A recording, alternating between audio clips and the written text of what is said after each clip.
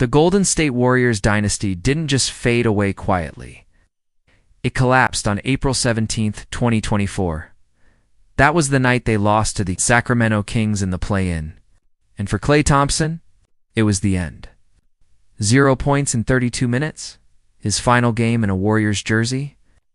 After years of dominance, banners, and breathtaking moments, it was over, not with a bang, but with a painful silence. They looked. Old Steph Curry, still brilliant at 35, was fighting time itself. Draymond looked exhausted, and the rest of the roster just didn't have enough juice to compete with the new wave, the Edwards, the Shais, the Jokic's of the world. It felt like the book had finally closed on one of basketball's greatest dynasties. But then, something unexpected happened. Golden State went out and landed Jimmy Butler. And just like that, the whisper started again. Maybe, just maybe. The dynasty had one last chapter left. Rumors started flying everywhere. Giannis, maybe even LeBron, could join forces with Steph. But what if I told you? They might not even need that blockbuster move. Because just a few games into this new season, the Warriors have forced the basketball world to rethink everything we thought we knew about them before the season started. The expectations were low. Most analysts predicted them to finish around 7th in the West, lumped in with teams like Minnesota. The betting odds put them nowhere near the top dogs like Oklahoma City or Denver. And to be fair, it made sense. This was a team that had barely scraped into the playoffs and was projected to have one of the oldest starting lineups in NBA history.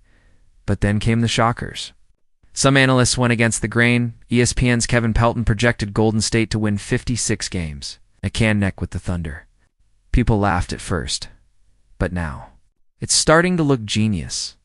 Because while everyone talked about a declining core, something else was brewing inside this team, something no one saw coming. Last season, after acquiring Jimmy Butler, the Warriors quietly became the #1 defense in the league over the final stretch, going 23-8 before the playoffs. The only reason their postseason collapsed was Steph's injury. This summer, they doubled down, adding veterans like Al Horford and D'Anthony Melton. Solid moves, sure. But that's not the real story. The real shock comes from the player everyone thought they were about to trade away. Jonathan Kuminga. For years, Kuminga battled Steve Kerr for playing time, often frustrated by his inconsistent role. Everyone thought he was gone. It wasn't if the Warriors would trade him. It was when. Even his contract screamed trade asset. 2 years. $46.1 million, with a team option that gave Golden State all the control. Fans on Reddit were already building trade wish lists saying, barring a miracle, we're moving him. But what if that miracle is already happening? But somehow, that miracle is happening in Golden State, Jonathan. Kuminga isn't just playing better, he's finally earned the one thing people said he'd never get, Steve Kerr's trust.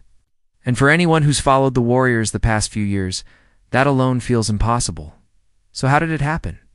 Why is this version of Kuminga thriving when all the previous ones struggled to fit? It all starts with understanding the Golden State system, because the Warriors have always been about one thing. Steph Curry. Everything.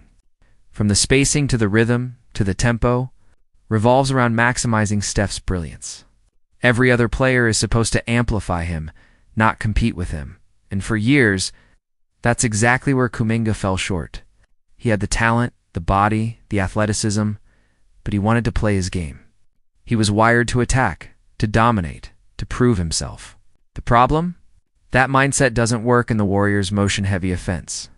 There's a clip from last season that tells the whole story. Steph signals for a pass to swing the ball for an open look, but the ball stops with Kuminga. You can see the frustration in Steph's body language, hands out, head down, like, what are we doing here? Kuminga drives into traffic, ignores the corner shooter, and clanks a contested mid-range. Moments like that became a pattern.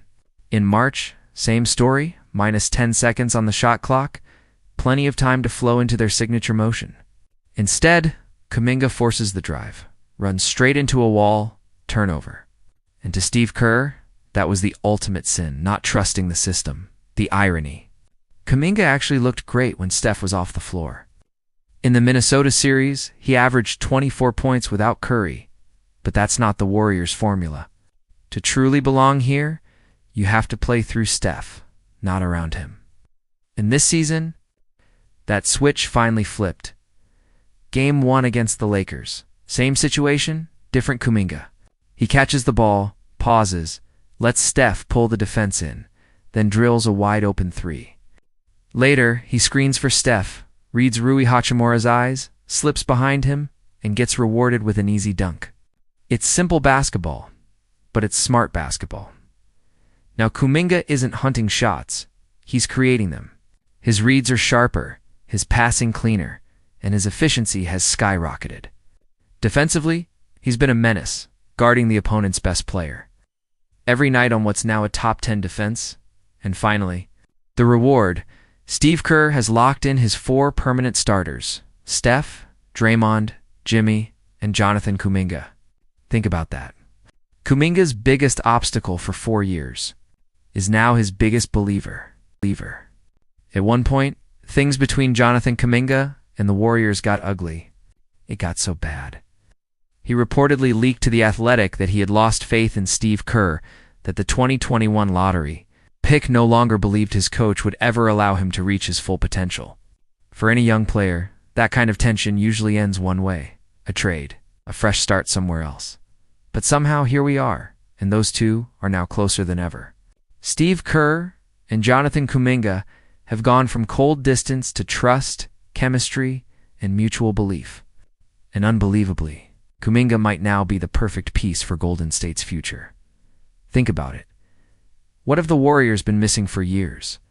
A young, athletic, two-way wing who can defend multiple positions and create his own offense. They've had shooters, veterans, and stars, but not this kind of player. When they faced Memphis recently, it was the perfect glimpse into their evolution. Golden State had 4 different players score 20 or more points, and Steph Curry wasn't one of them. Instead, it was Brandon Pajimski, Moses Moody, and Jonathan Kuminga leading the way. That balance, that depth, that's what makes this version of the Warriors so dangerous. It's proof the team can finally survive the grind of an 82-game season without running Steph into the ground. Because this isn't just about Kuminga playing well. This could actually change how Steph Curry's career ends. For years, Steph has carried this franchise on his back. Every offensive possession, every big moment, all orbiting around him. But he's 37 now. He shouldn't have to shoulder 40 minutes of defensive traps and double teams every single night like it's 2016 again. That's not sustainable, and honestly, it's not fair. But if Kuminga truly becomes that guy, a two-way wing who can create offense, attack mismatches, and guard the opponent's best player, it changes everything. This is the one thing the Dynasty never had. Kevin Durant was a superstar, yes, but not homegrown. Andrew Wiggins helped win a title, but he wasn't the bridge to the future. Kuminga could be both, the missing link between the past and what comes next. And if he continues on this trajectory, Steph's window doesn't just stay open for one last run. It could stretch for multiple playoff pushes. That would redefine how NBA history remembers Steph Curry's final chapter, not as a legend fading away, but as one who rebuilt the Warriors around a new generation. But how far could those runs actually go? Because the only thing that truly matters in the West right now is Oklahoma City. Everyone talks about the Thunder like they're untouchable. Sure, they went to 7 games against Denver and Indiana last year, and Shai Gilgeous-Alexander has become a superstar. But here's what people forget. Golden State plays them tough.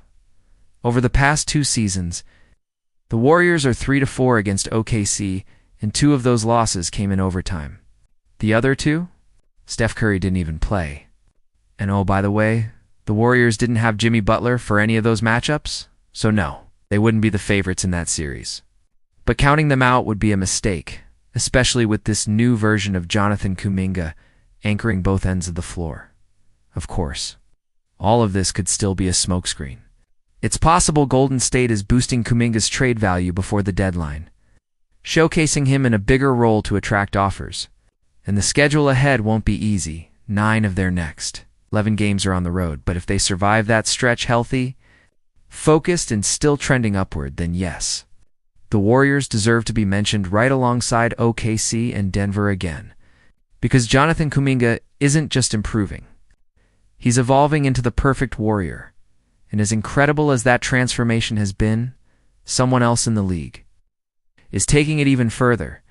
Kuminga might be in the most improved conversation, but Victor Wembanyama is on a completely different level. The version of Wemby that everyone once feared is finally here. But what exactly changed in his game that made him this dominant? Let's break it down. Break it down.